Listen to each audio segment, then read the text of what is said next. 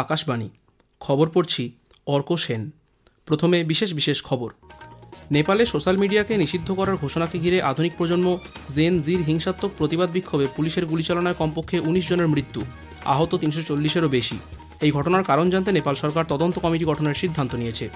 প্রধানমন্ত্রী নরেন্দ্র মোদী পরবর্তী প্রজন্মের জিএসটি সংস্কার এবং online gaming promotion and regulation act ২০২৫ সহ বিভিন্ন গুরুত্বপূর্ণ আইনের সুবিধা সম্পর্কে জনগণকে সচেতন করার জন্য এনডিএ সাংসদদের অনুরোধ করেছেন।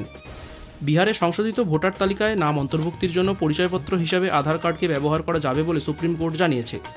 উপরাষ্ট্রপদে আগামীকাল ভোট গ্রহণ, এজন্য যাবতীয় প্রস্তুতি সম্পূর্ণ। আন্তর্জাতিক অর্থনৈতিক ক্ষেত্রে বাণিজ্য ও ব্যবসা ক্ষেত্রে প্রবেশই মূল বিষয় বলে বিদেশমন্ত্রী ডক্টর এস জয়শঙ্কর জানিয়েছেন। মহিলাদের এশিয়া কাপ ২০২৫-এ ভারতীয় হকি দল আজ সিঙ্গাপুরকে ১২-০ গোলে হারিয়ে সুপার 4 পর্বে খেলার যোগ্যতা অর্জন করেছে। আসছি বিস্তারিত খবরে।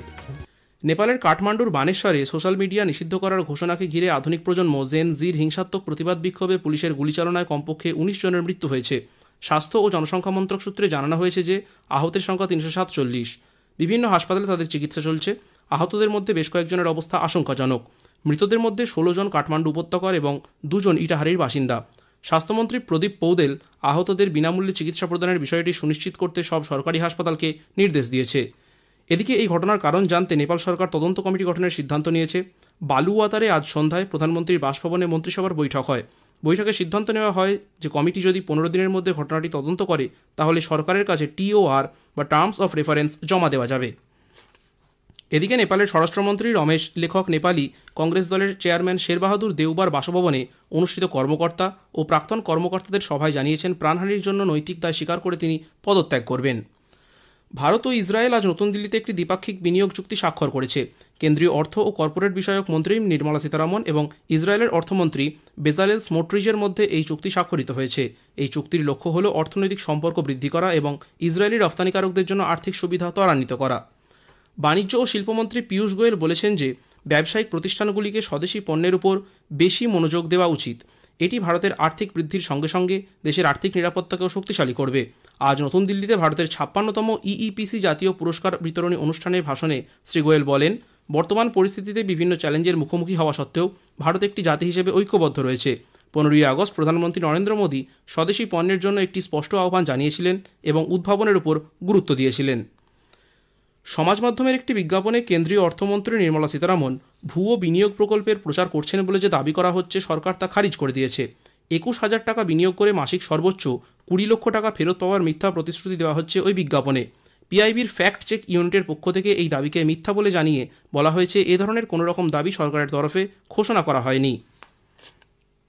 প্রধানমন্ত্রী নরেন্দ্র মোদী পরবর্তী প্রজন্মের জিএসটি সংস্কার এবং online gaming promotion and regulation act ২০২৫ সহ বিভিন্ন গুরুত্বপূর্ণ আইনের সুবিধা সম্পর্কে জনগণকে সচেতন করার জন্য এনডিএ সাংসদদের অনুরোধ করেছেন। তিনি আজ দুদিনের বিজেপি এবং এনডিএ সাংসদদের কর্মশালার সমাপ্তি অধিবেশনে ভাষণ দিচ্ছিলেন। কর্মশালার শেষে বরিষ্ঠ বিজেপি নেতা এবং সংসদ বিষয়ক মন্ত্রী কিরেন রিজিজু বলেন, কর্মশালায় প্রধানমন্ত্রী ভারতের জন্য তাঁর দৃষ্টিভঙ্গি তুলে ধরেন এবং সম্প্রতি সংসদে পাশ হওয়া গুরুত্বপূর্ণ বিলগুলির উপর সন্তুষ্টি প্রকাশ করেন। উপরাষ্ট্রপতি নির্বাচনের পর সাংসদরা এখন এই বার্তা তাদের নির্বাচনী এলাকায় পৌঁছে দেবেন। মন্ত্রী বলেন, প্রধানমন্ত্রী এনডিএ সাংসদদের একটি আত্মনির্ভর ভারত গঠনের নেতৃত্বের ভূমিকা পালনের আহ্বান জানিয়েছেন। তিনি বলেন, প্রধানমন্ত্রী স্বদেশী পণ্য ব্যবহার এবং প্রচারের উপরেও জোর দিয়েছেন। आज बहुत अच्छा मीटिंग हुआ। 100% एनडीए MPs राज्यसभा और लोकसभा का एक साथ मिलना हुआ। प्रधानमंत्री जी ने जो हाल ही में पार्लियामेंट में जितना इम्पोर्टेंट बिल्स पास किए हैं उसको लेकर के बहुत खुशी भी जताया, साथ साथ ये भी कहा कि इतना इम्पोर्टेंट बिल्स का सही महीने में लोगों तक जानकारी जाना चाहिए, जैसे कि ऑनलाइन गेमिंग का, गैम्बलिंग और गेमिंग को मिक्सअप करके जो हमारे युवाओं का फ्यूचर खराब हो रहा था उसके बारे में जानकारी हम लोगों को पब्लिक को देने के लिए कहा। জিএসটি হার পরিবর্তন সাধারণ মানুষ এবং ব্যবসায়ীদের কাছে পুজোর উপহারের মতো। जीएसटी काउंसिल ने कमर्शियल बिजनेस में टैक्स को और भी सरल बना दिया है। बसों, ट्रकों और एम्बुलेंसों पर अब एक समान 18% टैक्स कर दिया गया है, जो पहले 28% था। HS कोड क्लासिफिकेशन की परवाह किए बिना ऑटो पार्ट्स पर अब एक ही 18% टैक्स कर दिया गया है। इस कदम से मैन्युफैक्चरर्स और पार्ट्स सप्लायर्स की उलझन कम होने तथा सप्लाई चेन आसान होने की संभावना है। दिलचस्प बात यह है कि इलेक्ट्रिक वाहनों के क्षेत्र में कोई बदलाव नहीं आया है। सभी इलेक्ट्रिक व्हीकल, इलेक्ट्रिक 2 व्हीलर और इलेक्ट्रिक 3 व्हीलर 5% की रियायती जीएसटी दर का लाभ उठाते रहेंगे, जिससे वे सबसे कम टैक्स वाले व्हीकल ऑप्शन बने रहेंगे। আগামী 22 তারিখ নবরাত্রির প্রথম দিন থেকেই এই হার কার্যকর হবে। একটি প্রতিবেদন। ভারতের অর্থনৈতিক অগ্রগতিতে নেক্সট জেন জিএসটি রিফর্মস অন্যতম ভূমিকা নেবে বলে মনে করছে দেশের বিভিন্ন বাণিজ্য পরামর্শ সংগঠনগুলি। Engineering export promotion council of ইন্ডিয়ার এক্সিকিউটিভ ডাইরেক্টর অধীপ মিত্র আকাশবাণীকে বলেন, পণ্য পরিষেবা কর কমায় রপ্তানি বাণিজ্যে অনেক উন্নতি হবে এবং সর্বোপরি উপভোক্তারা লাভবান হবেন। ইন্ডাস্ট্রির তরফ থেকে এটা সম্পূর্ণভাবে সমর্থন রয়েছে এবং ইন্ডাস্ট্রি এটাতে ভীষণভাবে লাভজনক হবে বলে আমরা ফিডব্যাক পেয়েছি, তাদের থেকে মতামতটা জানতে পেরেছি। এই জিএসটির এই এখন যে নতুন রেট গুলো দিয়ে রিডাকশনের একটা অ্যানাউন্সমেন্ট এলো, এতে এক্সপোর্টারদের ক্ষেত্রে খুবই সুবিধা হবে, কারণ তাদের কস্টটা অনেকটা কমবে। এখন আমাদের অভ্যন্তরীণ চাহিদাটা অনেকটা বেড়ে যাবে, যেহেতু এই জিএসটি রেট গুলো এখন অনেকটা কমিয়ে দেওয়া হয়েছে এবং এটি একেবারে কনজিউমারদের কাছে একটা আশার আলো জাগিয়ে তুললো। কাশফিন নাহার, আকাশবাণী সংবাদ, কলকাতা। রাষ্ট্রপতি দ্রৌপদী মুর্মু ভারতকে পুনরায় আন্তর্জাতিক বাণিজ্য ও জ্ঞানের কেন্দ্র হিসেবে গড়ে তুলতে দেশবাসীর কাছে আহ্বান জানিয়েছেন। আজ নতুন দিল্লিতে ইঞ্জিনিয়ারিং এক্সপোর্টস প্রমোশন কাউন্সিলের প্ল্যাটিনাম জয়ন্তী অনুষ্ঠানে যোগ দিয়ে তিনি বলেন, ভারতীয় অর্থনীতির আরও আত্মনির্ভর এবং রফতানিমুখী হতে হবে বলে জানিয়েছেন রাষ্ট্রপতি। আন্তর্জাতিক ক্ষেত্রে সৃষ্ট অচলাবস্থা ভারতীয় অর্থনীতির উপর কম প্রভাব ফেলেছে। এটি আত্মনির্ভর ভারতের একটি গুরুত্বপূর্ণ দিক বলেও মন্তব্য করেন তিনি। প্রধানমন্ত্রী নরেন্দ্র মোদী আগামী 15ই সেপ্টেম্বর কলকাতায় আসছেন। সশস্ত্র বাহিনীর শীর্ষ সম্মেলন কম্বাইন্ড কমান্ডার্স কনফারেন্স 2025-এর উদ্বোধন করবেন তিনি। 3 দিনের এই সম্মেলনে মূলত বাহিনীর সংস্কার, রূপান্তর ও পরিবর্তন নিয়ে আলোচনা হবে। প্রতিরক্ষা মন্ত্রক সূত্রে জানা গেছে, জাতীয় নিরাপত্তা উপদেষ্টা, প্রতিরক্ষা প্রতিমন্ত্রী, চিফ অব ডিফেন্স স্টাফ, প্রতিরক্ষা সচিব এবং অন্য মন্ত্রকের শীর্ষ আধিকারিকরাও যোগ দেবেন সম্মেলনে। উপস্থিত থাকবেন 3 বাহিনী এবং ইন্টিগ্রেটেড ডিফেন্স স্টাফের আধিকারিকরাও। খবর শুনছেন আকাশবাণী কলকাতা কেন্দ্র থেকে। আমাদের সংবাদ শোনা যাবে ইউটিউব চ্যানেল আকাশবাণী সংবাদ বাংলা, ফেসবুক ও ইনস্টাগ্রাম আকাশবাণী সংবাদ কলকাতা এবং এক্স হ্যান্ডেল AIR নিউজ কলকাতাতে। বিহারে সংশোধিত ভোটার তালিকায় নাম অন্তর্ভুক্তির জন্য পরিচয়পত্র হিসেবে আধার কার্ডকে ব্যবহার করা যাবে বলে সুপ্রিম কোর্ট জানিয়েছে। আজ এক নির্দেশিকায় পরিচয়পত্রের দ্বাদশ নথি হিসেবে আধার কার্ডকে বিবেচনা করার জন্য নির্বাচন কমিশনকে বলেছে সর্বোচ্চ আদালত। এর অর্থ, ভোটার তালিকায় নাম তোলার জন্য আধার কার্ডকে একক তথ্য প্রমাণ হিসেবে জমা দেওয়া যেতে পারে। আদালত আজ তার নির্দেশে স্পষ্ট করে জানিয়েছে, আধার নাগরিকত্বের প্রমাণ নয়। বিহারে ভোটার তালিকায় বিশেষ নিবিড় সংশোধন নিয়ে দায়ের হওয়া মামলায় বিচারপতি সূর্যকান্ত এবং বিচারপতি জয়মাল্য বাগচির বেঞ্চ নির্বাচন কমিশনের আধিকারিকদের আধার যাচাইয়ের বিষয়ে সরেজমিনে কাজ করার নির্দেশ দিয়েছে। ভোটারদের প্রদত্ত আধার কার্ডের সত্যতা যাচাই খতিয়ে দেখার অধিকার তাদের থাকবে। দেশজুড়ে ভোটার তালিকায় বিশেষ নিবিড় সংশোধন কর্মসূচির প্রস্তুতি চলছে জোর কদমে। এই নিয়ে আলোচনার জন্য নির্বাচন কমিশন আগামী বুধবার দিল্লিতে সমস্ত রাজ্যের মুখ্য নির্বাচনী আধিকারিকদের নিয়ে এক সম্মেলন ডেকেছে। এই সম্মেলনে যোগ দিতে পশ্চিমবঙ্গের মুখ্য নির্বাচনী আধিকারিক মনোজ কুমার আগরওয়াল আগামীকাল দিল্লি রওনা হচ্ছেন। ইতিমধ্যেই কমিশনের নির্দেশ মতো ERO, AERO, booth level officer সহ সমস্ত শূন্য পদ পূরণ করার কাজ শেষ পর্যায়ে বলে রাজ্যের মুখ্য নির্বাচনী আধিকারিক জানিয়েছেন। এদিকে মালদহ জেলায় 61 জন BLOকে নিয়োগে অনিয়ম নিয়ে বিজেপি অভিযোগ জানানোয় মুখ্য নির্বাচনী আধিকারিক মনোজ কুমার আগরওয়াল ওই জেলাশাসকের কাছ থেকে রিপোর্ট তলব করেছেন।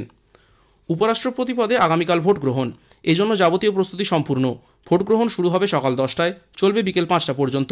ভোট গ্রহণ শেষ হবার পর আগামীকালই হবে গণনা। উল্লেখ্য, NDA জোটের পক্ষ থেকে মহারাষ্ট্রের রাজ্যপাল CP রাধাকৃষ্ণনকে সর্বসম্মত প্রার্থী করা হয়েছে।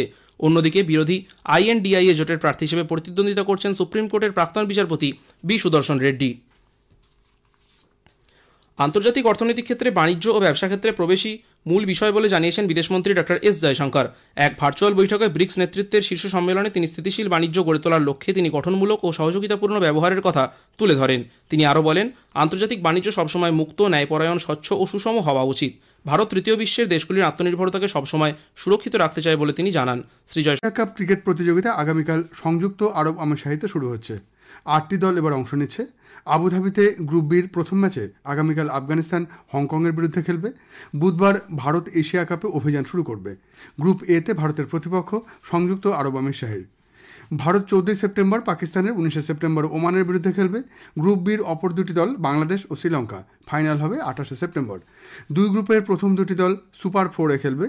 সুপার 4-এ প্রথম ও দ্বিতীয় দল খেলবে ফাইনালে। এখনও পর্যন্ত ভারত সর্বাধিক 8 বার এশিয়া কাপের চ্যাম্পিয়ন হয়েছে।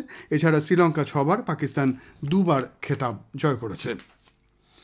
এশিয়া কাপ ক্রিকেটে আম্পায়ারদের তালিকা আজ এশীয় ক্রিকেট সংস্থা বা ACC প্রকাশ করেছে। ভারত থেকে ম্যাচ পরিচালনার দায়িত্ব পেয়েছেন বীরেন্দ্র শর্মা এবং রোহন পণ্ডিত। শ্রীলঙ্কার রুচিরা পাল্লিয়া গুরুগে ছাড়া থাকছেন রবীন্দ্র উইমায়াল সিরি। আফগানিস্তানের 2 আম্পায়ার হলেন আহমদ পাকতিন ও ইজাতুল্লাহ সফি। পাকিস্তানের 2জন হলেন আসিফ ইয়াকুব এবং ফাইজাল আফ্রিদি। 2 ম্যাচ রেফারি হলেন পাইক্রাফট এবং রিচি রিচার্ডসন। একদিনের ক্রিকেটে ইংল্যান্ড বিশ্ব রেকর্ড করেছে। সাউদাম্পটনে গতকাল তৃতীয় একদিনের ম্যাচে তারা দক্ষিণ আফ্রিকাকে 342 রানে হারিয়ে দিয়ে সবচেয়ে বেশি রানের ব্যবধানে জেতার নজির গড়েছে। ইংল্যান্ড ভেঙে দিয়েছে ভারতের নজির। 2023 সালের জানুয়ারিতে তিরুবন্তপুরমে শ্রীলঙ্কার বিরুদ্ধে 317 রানে জিতেছিল ভারত। সেটাই ছিল রানের নিরিখে সবচেয়ে বড় জয়। প্রথম 2টি ম্যাচে জয়ের সুবাদে দক্ষিণ আফ্রিকা 2-1 সিরিজ জিতেছে। ইংল্যান্ড প্রথমে ব্যাট করে 5 উইকেটে করেছিল 414 রান। 17 রান করেন জো রুট এবং জেকব ভেথেল। জবাবে দক্ষিণ আফ্রিকার ইনিংস 20 ওভার 5 বলে মাত্র 72 রানে শেষ হয়ে যায়। জেফ্রে আর্চার 4টি, আদিল রশিদ 3টি উইকেট নিয়েছেন। তাজিকিস্তানে ভারত আজ কাফা নেশনস কাপের তৃতীয় স্থান নির্ণায়ক ম্যাচে ওমানের মুখোমুখি হয়েছে। হিসার সেন্ট্রাল স্টেডিয়ামে নির্ধারিত সময়ে খেলা 1-1 ছিল। টাইব্রেকার শুরু হয়েছে। তাশকান্দে আজ রাতেই কাফা নেশনস কাপের ফাইনালে উজবেকিস্তান ইরানের মুখোমুখি হবে।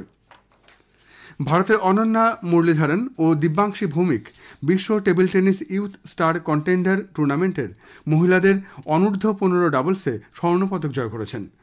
ম্যাসিডোনিয়ার স্কোপজে গতকাল ফাইনালে ভারতীয় এই জুটি চীনের ঝাও ওয়াংকি ও লিউ জিলিং জুটিকে 3-2 গেমে পরাজিত করেছেন। খেলার ফল 11-8, 7-11, 11-8, 6-11 ও 14-12।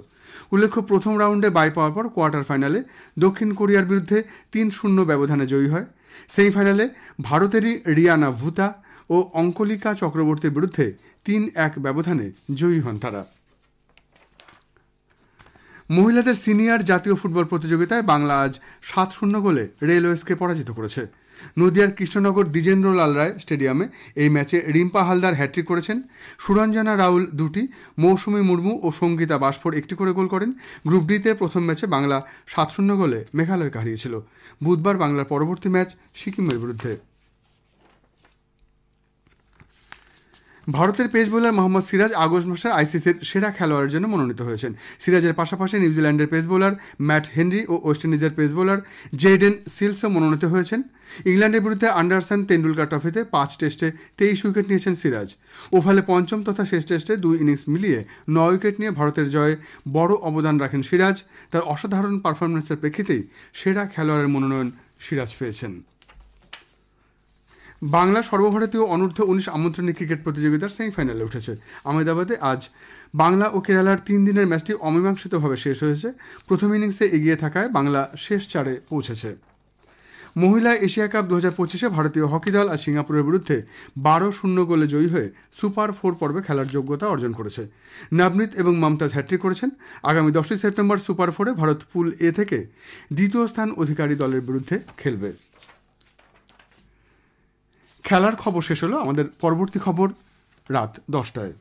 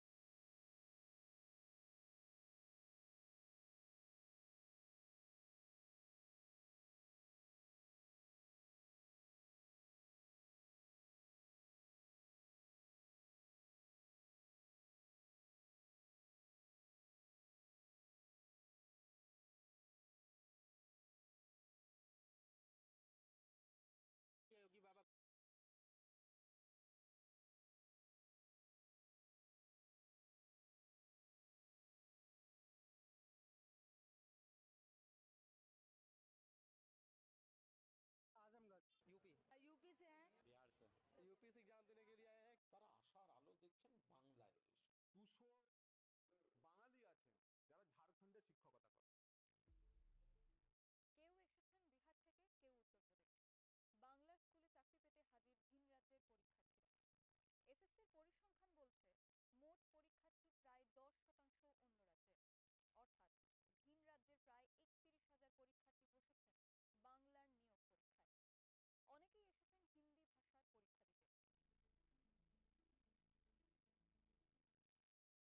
यूपी से आए।